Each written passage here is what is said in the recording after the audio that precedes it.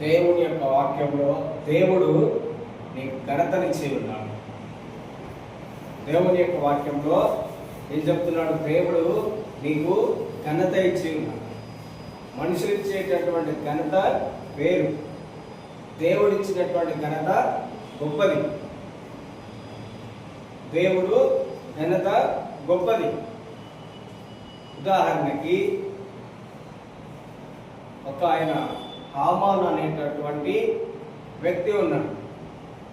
హామాన్ అనే వ్యక్తి రాజు ఆయనని హెచ్చించింది. రాజు ఆయనని హెచ్చిస్తే ఆ హామాను ఏం చేస్తున్నాడు? యూదులందరినీ నశింప చేయాలని చూసిందండి హామాన్. ఎవరిని? యూదులని. యూదులంటే దేవుని యొక్క బిడ్డలు, దేవుని ఎరిగినటువంటి వారు. ఎందుకు ఆయన ఆ యూదులందరినీ నశింప చేయాలనుకుందంటే, ఒక వ్యక్తి దేవుని యందు భయభక్తులు కలిగినటువంటి వ్యక్తి ఆయన అంటున్నాడు, నేను దేవునికి మాత్రమే భయపడతా. ఎవరికి భయపడతా అంటున్నాడు? నేను దేవునికి మాత్రమే భయపడతా, దేవునికి మాత్రమే నేను ఘనతనిస్తా, నేను మనుషులకు సాగిలపడను. ఎవరికి సాగిలపడను? మనుషులకి. మనం కూడా ఏ మనిషికి కూడా సాగిలపడకూడదు. ఒకానొక సమయంలో ఒక దేవదూత పరలోకం నుండి భూమి మీదకి వచ్చింది. అపోస్తులుడైన యోహాను దగ్గరికి దేవుని యొక్క వాక్యమును తీసుకుని వచ్చింది. అప్పుడు యోహాను ఏం చేయబోయాడు? ఆ దేవదూతకి సాష్టాంగ నమస్కారం చేయకపోతే దేవదూత అంటున్నది, నీవు నాకు సాష్టాంగ నమస్కారం చేయొద్దు. ఏమంటున్నది? చేయకూడదు. మనము దేవునికి మాత్రమే ఏం చేయాలి? నమస్కారం చేయాలి. అదేవిధంగా పేతురు కొర్నేలు ఇంటికి వెళ్ళింది. కొర్నేలు ఇంటికి వెళ్తే కొర్నేలు ఏం చేస్తున్నాడు? పేతురు రాగానే కొర్నేలికి పాదములు ఎదుట పడబోతున్నాడు. కొర్నేలి పేతురు యొక్క పాదములు ఎదుట పడబోతుంటే పేతురు పట్టుకొని ఆపి ఏమంటున్నాడు? నేను కూడా నీలాంటి మనుషుడినే. మనం నమస్కారం చేయాల్సింది దేవునికి మాత్రమే, దేవునికి మాత్రమే. దేవుని యందు భయభక్తులు కలిగినటువంటి వ్యక్తికి తెలుస్తుంది మనం ఎవరికి నమస్కారం చేయాలి, మనం ఎవరికి ఘనత ఇవ్వాలి, ఎవరిని హెచ్చించాలి. అలాంటిది ఈ యొక్క యూదులందరినీ మూర్తకై నాశనం చేయాలనుకుంటున్నాడు. కారణం ఏంటిదంటే, ఒక వ్యక్తి ఆయనకు నమస్కారం చేయలేదు. ఒకే ఒక వ్యక్తి, దేవుని యందు భయభక్తులు కలిగినటువంటి వ్యక్తి ఆయనకు నమస్కారం చేయలేదు. ఆయన పేరు మొర్దెకై. అతడు యూదుడు. మొర్దెకై రాజు తర్వాతకి ప్రధానమంత్రి అన్నమాట. రాజు తర్వాతకి రాజు అంతటి వాడు ప్రధానమంత్రి. ఆయన పేరు హామాన్. ఆయన రాజు ఆయనకు అధికారం ఇచ్చిండు. అందరూ వస్తుంటే ఈయన ఈ ప్రధానమంత్రి హామాన్ వస్తుంటే అందరూ లేచి లేచి వంగబడి నమస్కారం చేస్తుంటారు. ఈ మొర్దెకై మాత్రము నమస్కారం చేయట్లేడు. ఆ చేయకపోయేసరికి ఆయనకి ఏమొస్తుంది? కోపం వస్తుంది.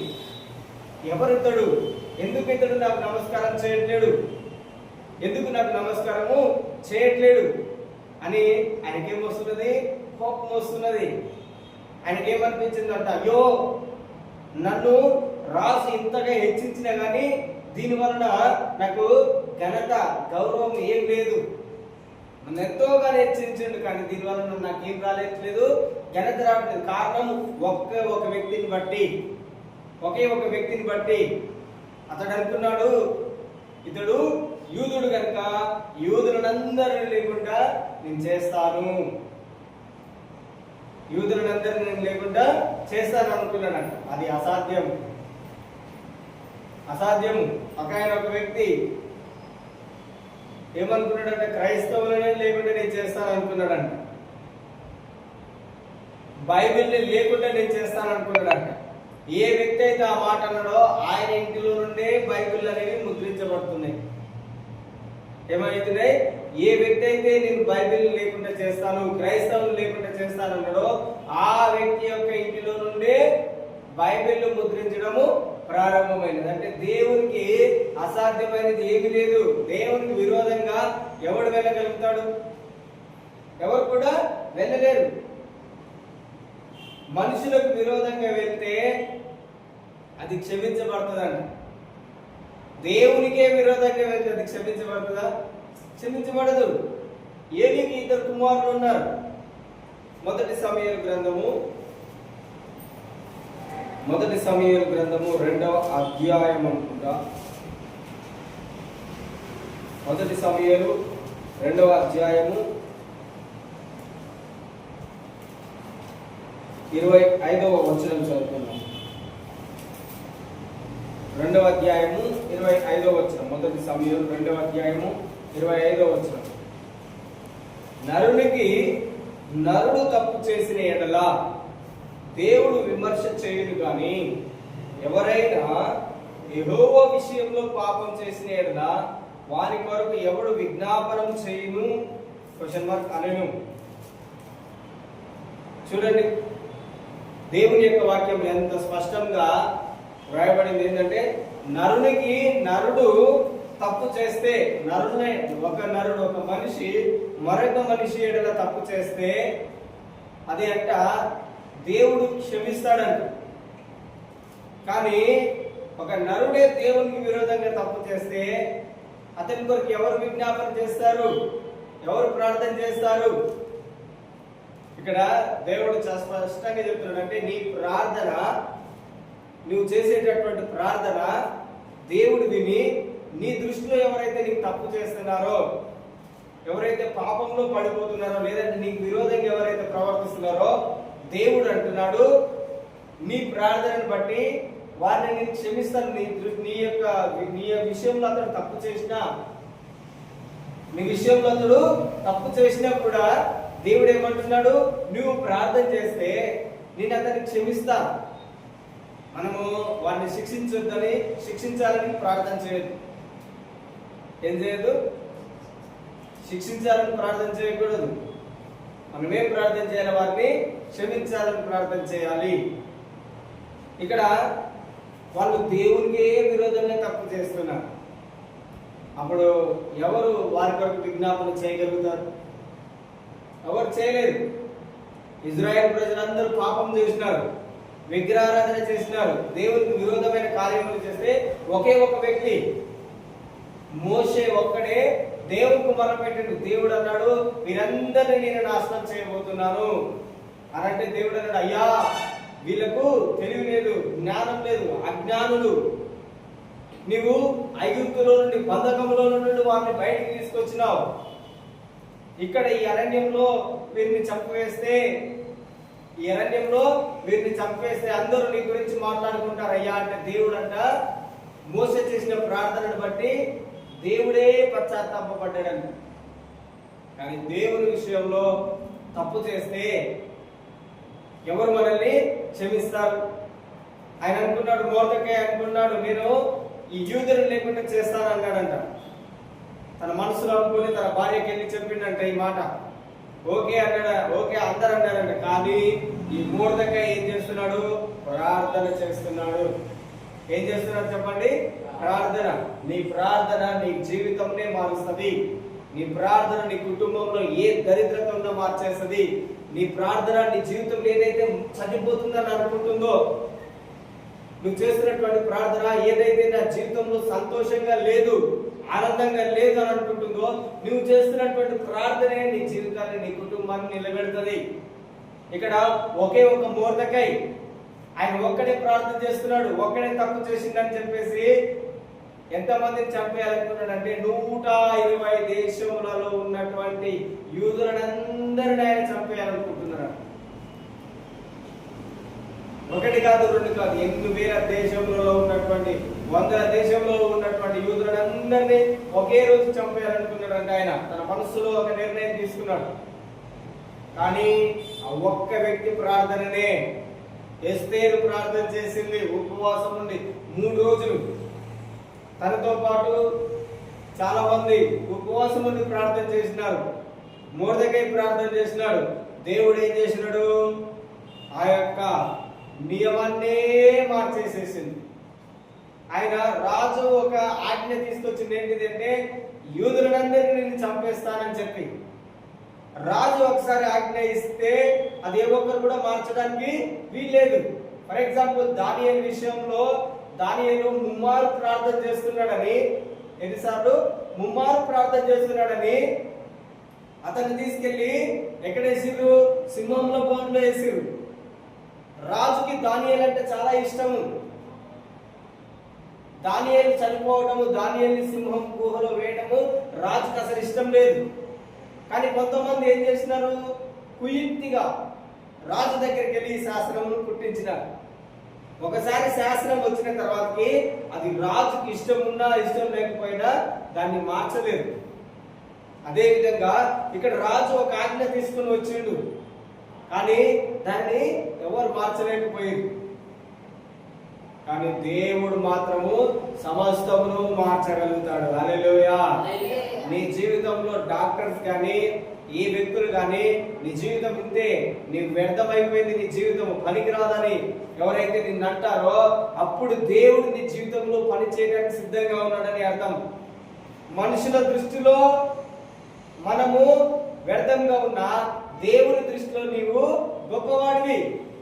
మనుషులు మనల్ని పాడు చేయాలని చూస్తారు, కానీ ఎప్పుడైతే మనల్ని పాడు చేయాలని చూస్తుంటారో అప్పుడే దేవుడు నీ జీవితంలో కార్యములు చేయడం ప్రారంభిస్తాడు. హల్లెలూయా.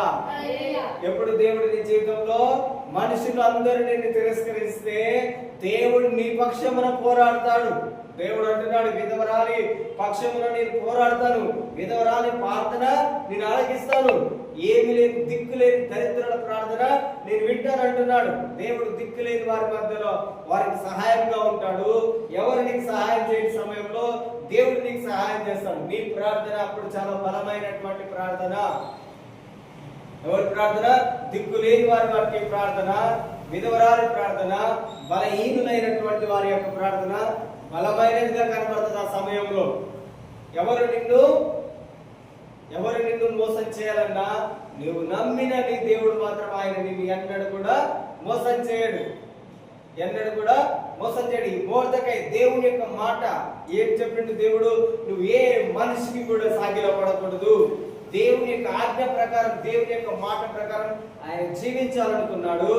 దేవుని యొక్క మాట ప్రకారం ఆయన నిలబడాలనుకున్నాడు.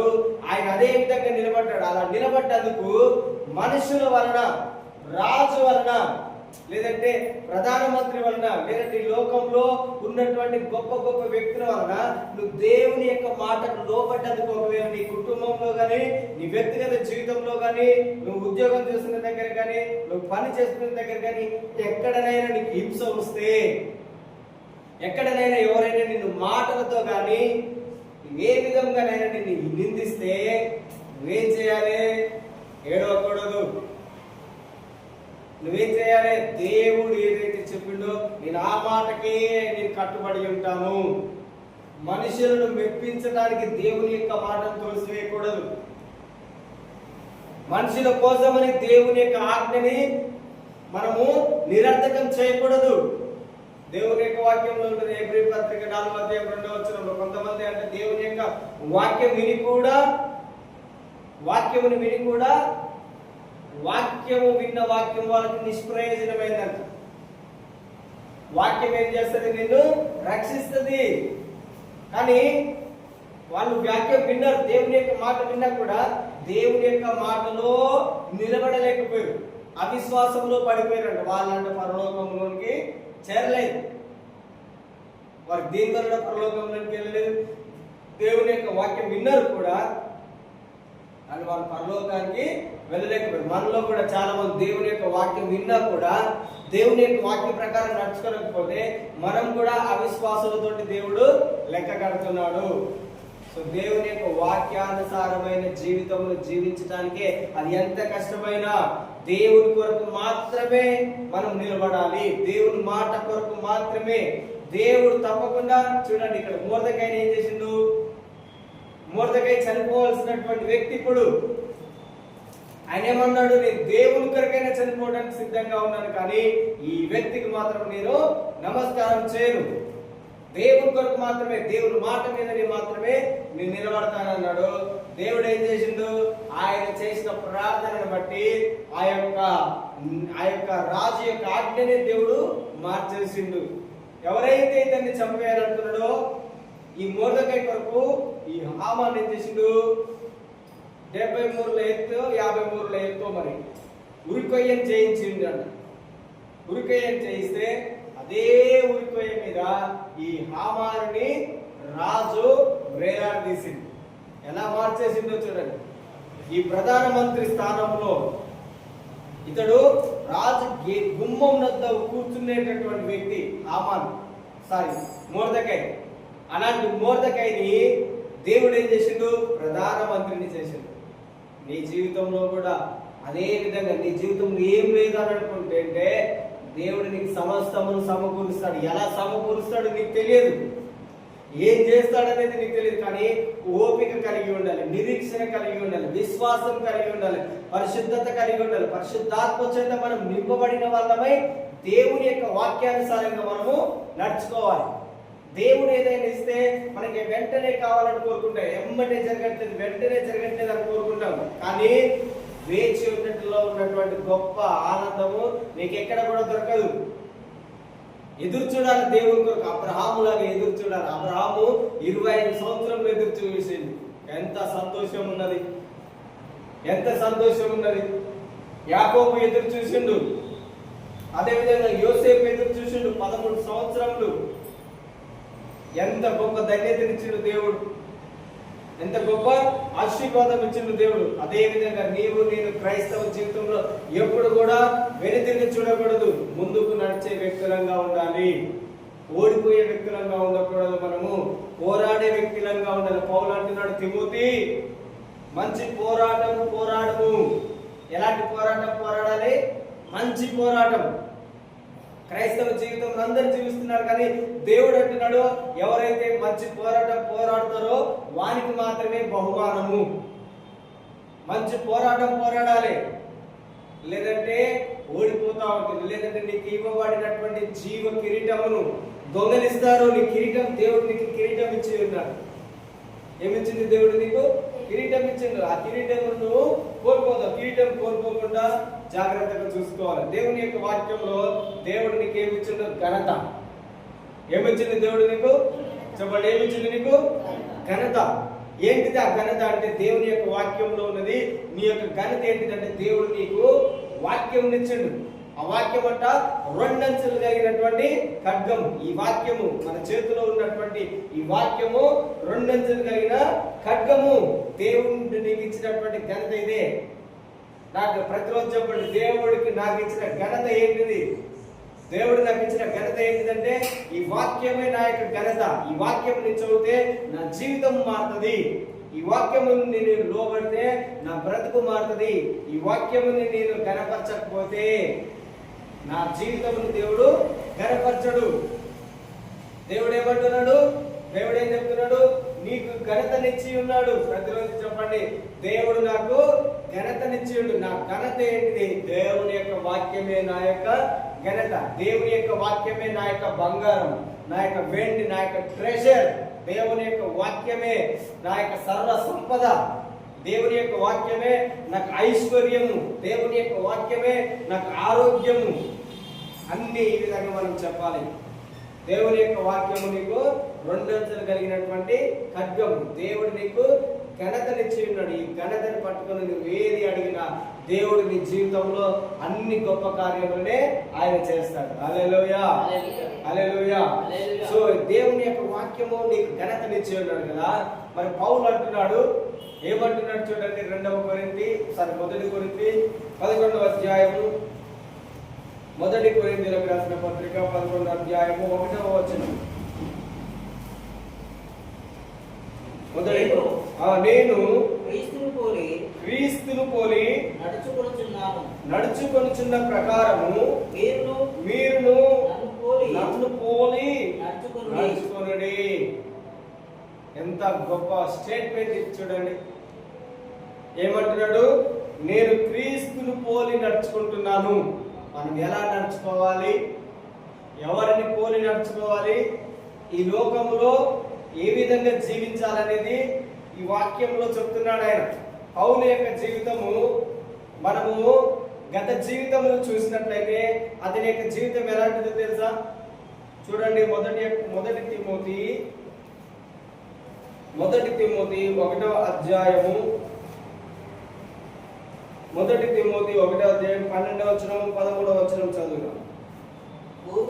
పూర్వము దూషకుడను హింసకుడను హానికరుడనైన నన్ను తన పరిచర్యకు నియమించి నమ్మకమైన వారిగా ఎంచినందుకు నన్ను బలపరిచిన మన ప్రభు అయిన క్రీస్తు యేసుకు కృతజ్ఞుడనై ఉన్నాను. తెలియక అవిశ్వాసము వలన చేసినది కనుక కనికరింపబడి తిని. చాలు. తర్వాతకి 15వ వచనం చదువుతాము. పాపులను రక్షించుటకు క్రీస్తు యేసు లోకమునకు వచ్చెను. లోకమునకు వచ్చెను వాక్యము నమ్మదగినదియు పూర్ణాంగీకారమునకు యోగ్యమునైనది ఉన్నది. అట్టి వారిలో నేను ప్రధానుడను. ఇక్కడ పౌలు ఏం చెప్తున్నాడు చూడండి. పౌలు మొట్టమొదటిగా మనం చదివినటువంటి వాక్యం ఏమున్నది? నేను క్రీస్తును పోలి నడుచుకొనిచున్నాను. కనుక మీరు కూడా ఏం చేయండి? నన్ను పోలి నడుచుకోండి అంటున్నాడు. ఎంత గొప్ప మాట చెప్తున్నాడు చూడండి. ఆయన ఏమంటున్నాడు? నేను క్రీస్తును పోలి నడుచుకున్నాను అంటే ఆయన క్రీస్తును వెంబడించక ముందుకు ఆయన యొక్క జీవితం ఏ విధంగా ఉన్నది చెప్తున్నాడు. పూర్వము నేను దూషించేవాడని, యేసు ప్రభుని తెలియక, యేసు ప్రభుని ఎరగక ముందుకు, యేసు ప్రభుని నమ్ముకొనక ముందుకు, ఆయన వలన నేను కనికరింపబడక ముందుకు, ఆయన రక్తంలో నేను కడగక ముందుకు, బాప్టిజం తీసుకోవడానికి ముందుకు నా యొక్క జీవితం ఎలాంటిదంటే దూషించేవాడిని. ఎవరిని దూషించేది? క్రైస్తవులని దూషించేవాడిని. ఎవరిని? క్రైస్తవులని. ఎవరిని హింసించేది? క్రైస్తవులని. నేను హింసించేటటువంటి హింసకుడిని, హానికరుడిని. ఏమంటున్నాడు? నేను దూషకుడును, హింసకుడును, హానియే. నేను ఆలోచన చేస్తే నా ఆలోచనలన్నీ కూడా హానికరమైనవి. ఎవరికి? దేవుని బిడ్డలకు. ఎవరైతే దేవుని నమ్ముకుంటున్నారో అలాంటి వారిని బంధించి చెరసాలలో వేయాలంటే హానికరమైన ఆలోచనలు, వారిని హింసించే హానికరమైన ఆలోచనలు, దూషించేవాడని ఎవరు అంటున్నారు? పౌలు చెప్తున్నాడు తన యొక్క గత జీవితం ఎలాంటిది అని.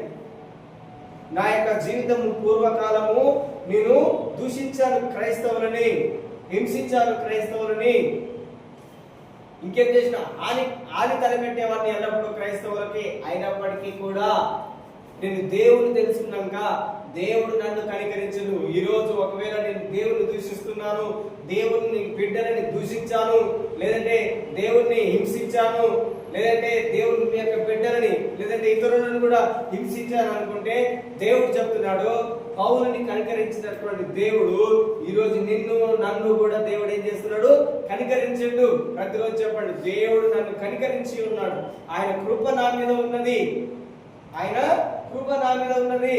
ఆయన నన్ను కనికరించి ఉన్నాడు. నేను ఇప్పుడు దూషించట్లేని ఎవరిని. ఒకప్పుడు నేను దూషించేవాడిని. ఒకప్పుడు మనమందరం దేవుని తెలుసుకోక ముందుకు, దేవునికి ప్రార్థన చేయక ముందుకు మనందరి జీవితం ఎలాంటిది? ఇష్టం వచ్చినటువంటి మాటలు మన నోటితో పలికేది. కానీ ఇప్పుడు పౌలు చెప్తున్నాడు, ఆ మాటలు నేను పలకట్లేను. కారణం ఏంటిది? నేను క్రీస్తును పోలి నడుచుకుంటున్నాను.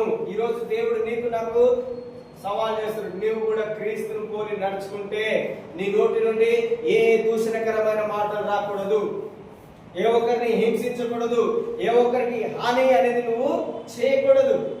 హాని నీ యొక్క మనసులో ఉంటే నువ్వు క్రీస్తును పోలి నడుచుకుంటున్నటువంటి జీవితం కాదు. హింసిస్తున్నట్టయితే నీ భర్తలు కానీ, నీ భార్యను కానీ, నీ పిల్లలను కానీ, మాటలతో కానీ, నీ పక్క వారిని కానీ, ఇంకెవరినైనా మనం హింసిస్తుంటే దేవుని యొక్క వాక్యం ఏం చెప్తున్నది? నువ్వు యేసు ప్రభువుని వెంబడిస్తలేవు. ఎవరిని వెంబడిస్తలేవు? యేసు ప్రభువుని వెంబడిస్తలేవు. You are not perfect. ఎందుకంటే దేవుడు నిన్ను క్షమించండు. మరి నువ్వెందుకు క్షమించలేకపోతున్నావు వారి యొక్క తప్పులని? వారు నీ విషయంలో తప్పు చేయొచ్చు, అది నిజమే కావచ్చు, కానీ దేవుని దృష్టిలో మనం ఎంతో పెద్ద తప్పులు చేసి ఉన్నాం. దేవుడే మనల్ని క్షమిస్తున్నాడు, దేవుడే మనల్ని కనికరిస్తున్నప్పుడు దేవుడు అంటున్నాడు, నీవు ఎందుకు కనికరించవు? నువ్వు కూడా ఏం చేయాలి? కనికరపడాలి. ప్రభు నీ ఎందుకు కనికరపడినట్టు నీవు కూడా వారి అందు ఏం చేయాలి? కనికరపడాలి. అప్పుడు కనికరపడితేనే నువ్వు క్రీస్తుని పోలి నడుచుకుంటున్నట్టు, క్రీస్తుని నీ జీవితంలో చూపిస్తున్నట్టు. యేసయ్య యొక్క ప్రేమని నువ్వు ఎలా వ్యక్తం చేస్తావు? దేవుని ప్రేమను ఎలా చూపిస్తావు? నువ్వు మాటల చేత కాదు చూపించేది క్రైస్తవ జీవితం, క్రియల చేత. నీ క్రియలు దేవుని పోలి నడుచుకున్నాలి. యేసు ప్రభువు తనని హింసించిన వారిని ఆయన క్షమించింది. యేసు ప్రభువుని ఎవరైతే బుద్ధిందో, ఎవరైతే ఆయన ముఖం మీద ఉమ్మేసిందో దేవుడు వారిని క్షమించింది. ఆయనకు ముళ్ళ కిరీటం పెట్టిన వారిని, ఆయనకు శిక్ష వేసిన వారిని దేవుడు అంటున్నాడు, ఏమంటున్నాడు? తండ్రి వీరేం చేయించున్నారో వీరు కనుక వీరిని చేయండి, క్షమించండి. స్టెఫన్ ఏమంటున్నాడు? చనిపోతున్నప్పుడు అందరూ రాళ్లతో ఆయనను కొడుతున్నారు. ప్రభువా ఈ యొక్క పాపము వారి మీద మోపకము, నా ఆత్మను చేర్చుకో. నీకు ఎవరైనా హింసిస్తే నువ్వు కూడా ఇదే విధంగా తండ్రి తెలియక ఈ తప్పు చేస్తున్నారు, క్షమించండి, తెలియక చేస్తున్నారు. అందుకే ఇక్కడ పౌలు ఏమంటున్నాడు? తెలియక అవిశ్వాసము వలన చేసి తిని. ఆ పనులన్నీ ఎలా చేస్తున్నారు? నేను కూడా దేవుడిని నమ్ముకున్నాక కూడా దేవునికి విరోధంగా, వ్యతిరేకంగా దేవుడు నా జీవితంలో ఏం చేయట్లేడని చెప్తున్నావు అంటే దాని యొక్క అర్థం ఏంటంటే నీకు తెలియక, అవిశ్వాసంతో, తెలియకనే. తెలిస్తే మనం ఈ విధంగా మాట్లాడే వాళ్ళని కాదు. నీకు నిజంగా దేవుని యొక్క ప్రేమ అర్థమైతే నువ్వు ఆ విధంగా మాట్లాడవు, నువ్వు అలా మాట్లాడవు. దేవుని ప్రేమ మనకు అర్థం కాకపోవటం బట్టే మనం మన ఇష్టం వచ్చినట్టు మాట్లాడుతున్నాం, దూషిస్తున్నాం. కానీ అది దేవుని దృష్టిలో చాలా తప్పు.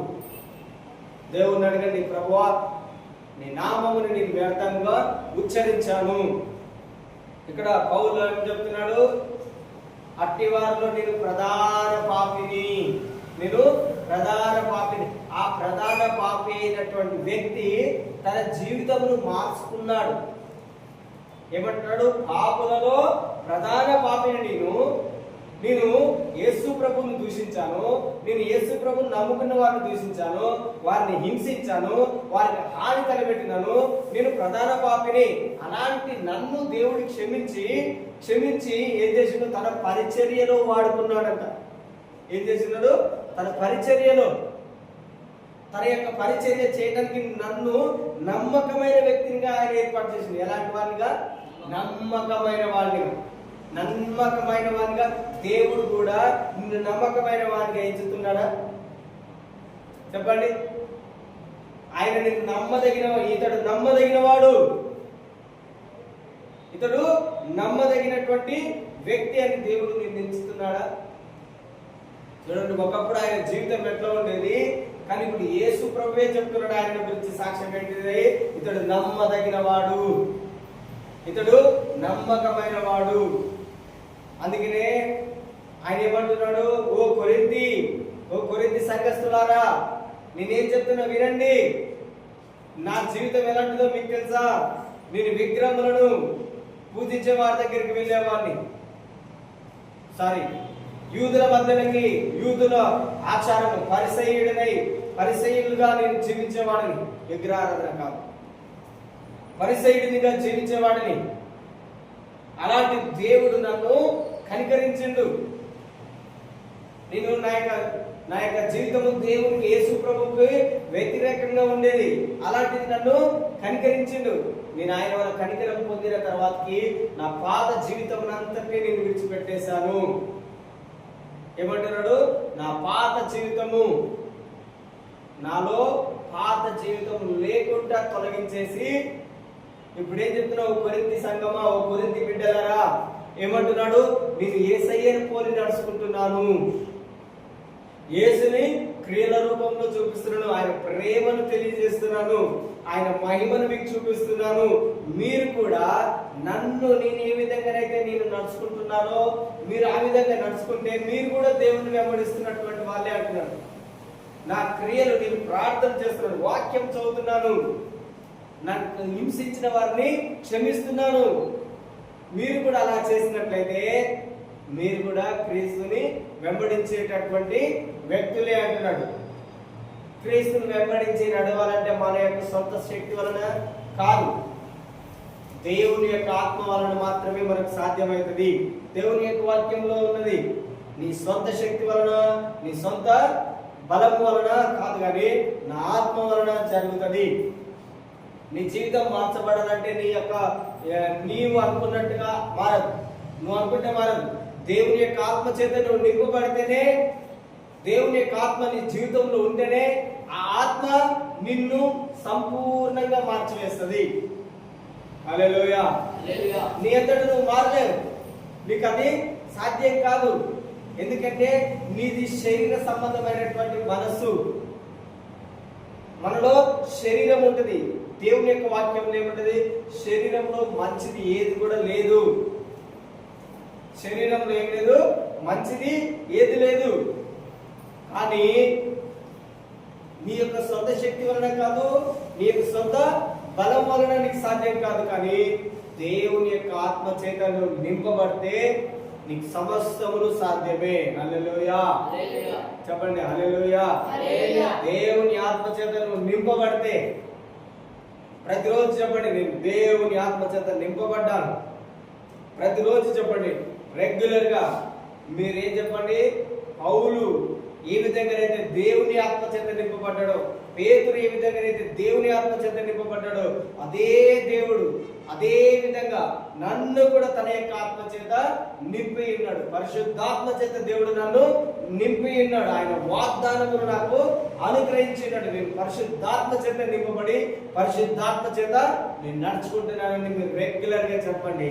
దేవుడు తప్పకుండా మీ జీవితంలో గొప్ప కార్యం చేస్తాడు. హల్లెలూయా. ఇంకేం చెప్పాలి? నేను దేవుని యొక్క మహిమయు ఆయన యొక్క పోలిక అయి ఉన్నాను. రెగ్యులర్ గా మీరు చెప్పండి, నేను దేవుని యొక్క పోలికయు ఆయన యొక్క మహిమ అయి ఉన్నాను. ఏమై ఉన్నాను?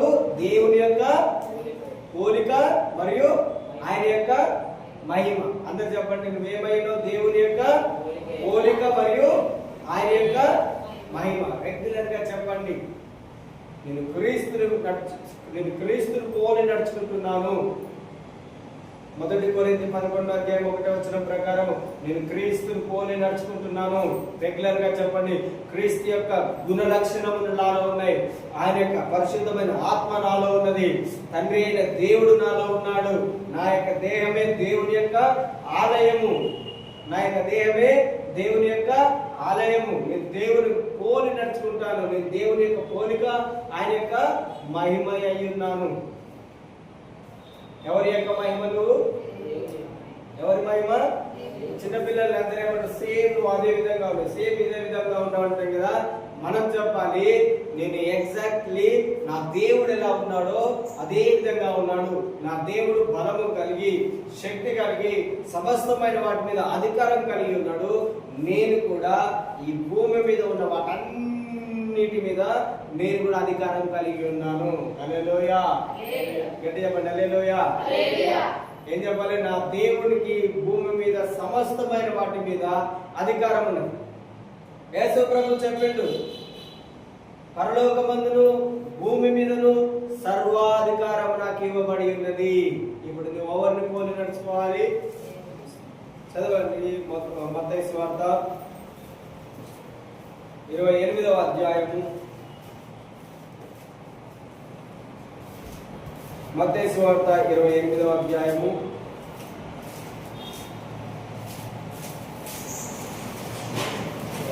18వ వచనం.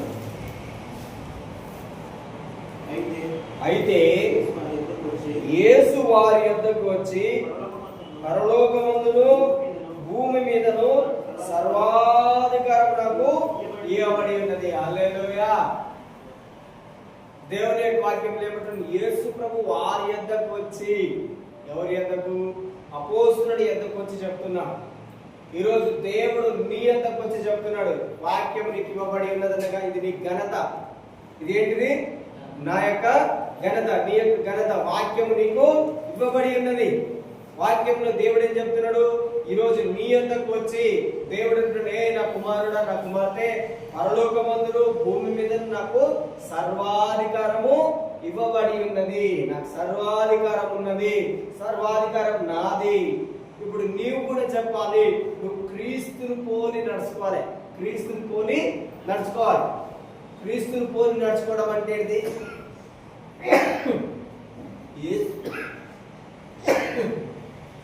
క్రీస్తుని పోలి నడుచుకోవడం అంటే ఏంటిది? ఇమిటేట్ చేయాలి. ఏం చేయాలి? ఇమిటేట్. కొంతమంది ఏం చేస్తారు? కొంతమంది యొక్క వాయిస్ స్వరాన్ని ఏం చేస్తారు? వాళ్ళలాగానే మాట్లాడుతుంటారు. గుర్తించిన ఎప్పుడైనా వాళ్ళలాగానే మాట్లాడుతుంది. దాన్ని ఏమంటారు? ఇమిటేట్. ఏమంటారు? ఇమిటేట్. వారిని పోలి నడుస్తుంటారు. వారు నడిచినట్టే నడుస్తుంటారు. వారు మాట్లాడినట్టే మాట్లాడుతుంటారు. కానీ అతడు మాత్రం కాదు కదా, అతడు మాత్రము కాదు, కానీ వారిలాగానే మాట్లాడుతుంటారు. అదేవిధంగా ఇక్కడ దేవుని యొక్క వాక్యంలో నువ్వు ఎవరిని పోలి నడుచుకోవాలని చెప్తున్నాడు? యేసు ప్రభువుని పోలి నడుచుకోవాలి. అంటే నీ యొక్క మాటలు ఏ విధంగా ఉండాలి? యేసు ప్రభు చెప్పినట్టుగా నీ మాటలు ఉండాలి.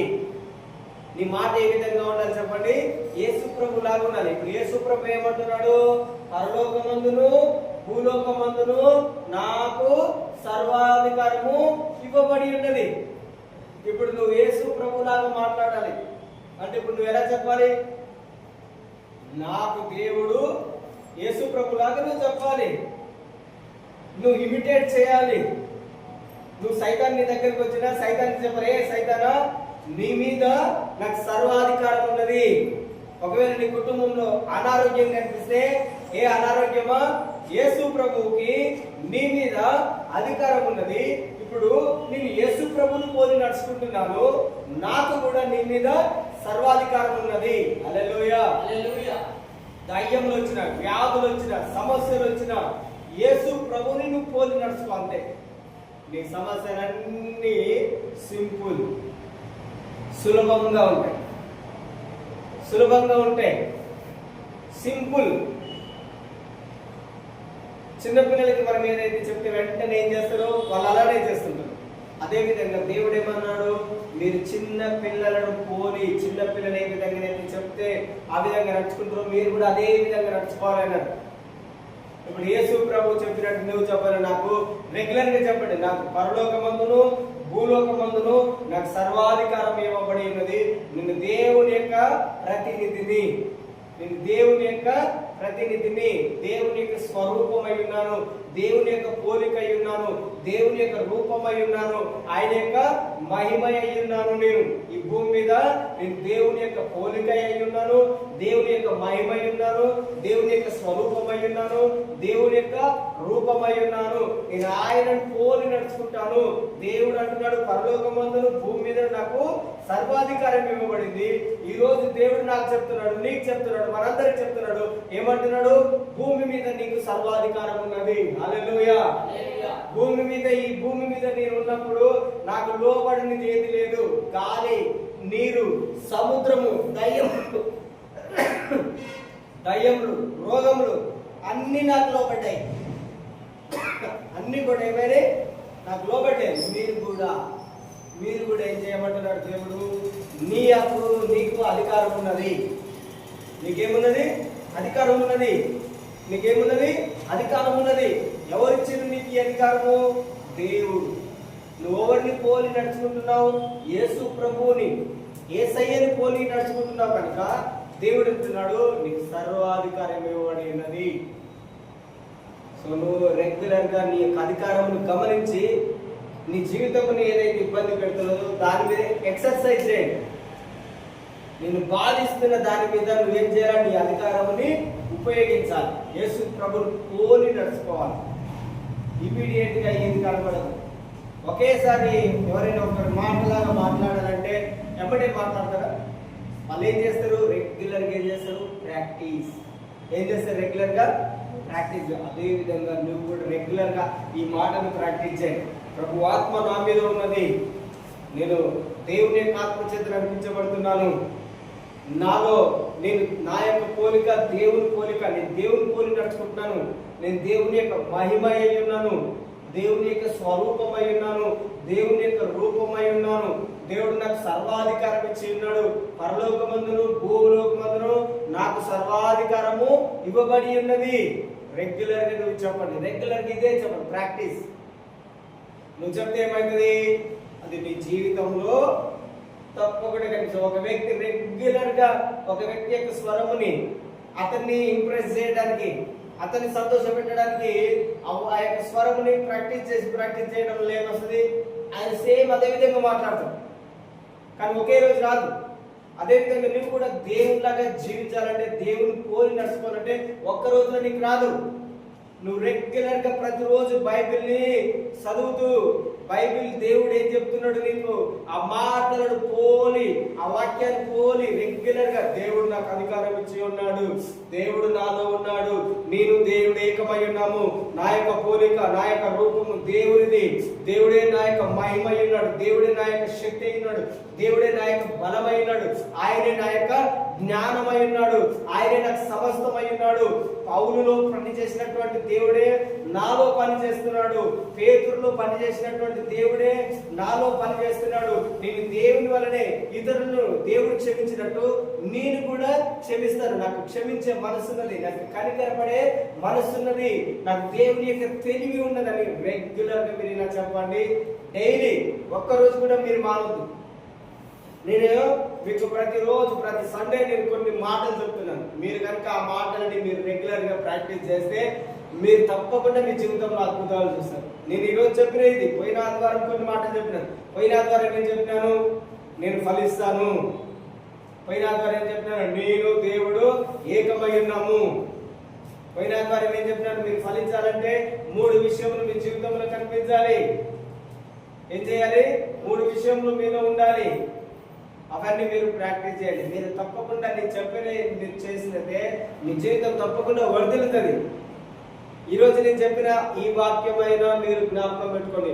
పరలోకమందును భూలోకమందును నాకు సర్వాధికారము ఇవ్వబడింది. నేను దేవుని పోలి క్రీస్తుని పోలి నడుచుకుంటున్నాను. నేను క్రీస్తు యొక్క రూపమై ఉన్నాను, ఆయన యొక్క మహిమై ఉన్నాను, ఆయన యొక్క రూపమై ఉన్నాను, ఆయన యొక్క అధికారం నాకున్నది, ఆయన యొక్క శక్తి నాకున్నదని రెగ్యులర్ గా చెప్పండి. దేవుడు తప్పకుండా నీ జీవితంలో అద్భుతాలు చేస్తాడు. నీవే గమనిస్తావు. నువ్వు గమనిస్తావు, ఏదైనా ఒక వ్యక్తికి ఏదైనా ఒక పని రాకుంటే ఆ పనిని రోజు చేస్తుంటే ఆ పని ఏమైతుంది? వస్తుంది.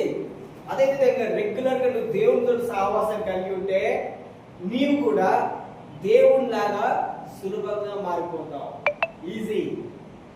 దేవుని వలె నడుచుకోవడం, దేవుని పోలి నడుచుకోవడం. కానీ దాని కొరకు నువ్వేం చేయాలి?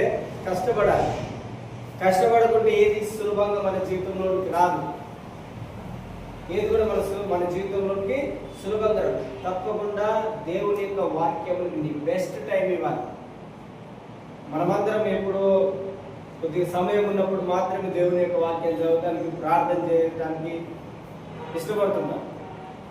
కానీ నీ యొక్క బెస్ట్ టైం, నీ యొక్క మంచి సమయం, పని చేసే సమయం మంచిది అని అంటారు చూసినా, అలాంటి ఆ మంచి సమయాన్ని దేవుని కొరకు వారంలో ఒక్కరోజైనా మనము వెచ్చించాలి. ఒక్కరోజైనా సంపూర్ణంగా దేవుని యొక్క వాక్యం మాత్రమే నేను చదువుతాను, దేవునితో నేను సహవాసం చేస్తాను అలాంటి మంచి నిర్ణయం తీసుకుంటే నీ జీవితం తప్పకుండా వర్ధిల్లుతుంది. దేవుడి వాక్యమును దీవించింది కాక సమయంలో మనం ప్రార్థన చేసుకున్నాం.